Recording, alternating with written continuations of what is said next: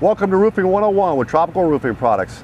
Here we're going to show application of the 951 Eterna Mastic, which we call a white patching compound. With this product, it has a cut-up fiber already built into the product, so we don't have to do any three-coursing. Basically, I'm going to go down with a brush. We make sure that the penetration is clean and dry, and we're just going to put it down as such, sealing up the joint between the deck and the penetration in itself. We'll put it down a little heavy at first, then spread it out so it's smooth.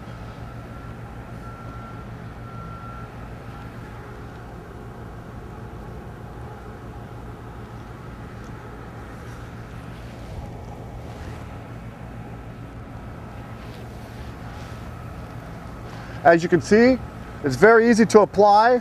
I'm not adding much pressure. Nice and easy with a brush. And at that point, we're finished. The penetration is sealed up tight, and it's going to last for years. And remember, go tropical.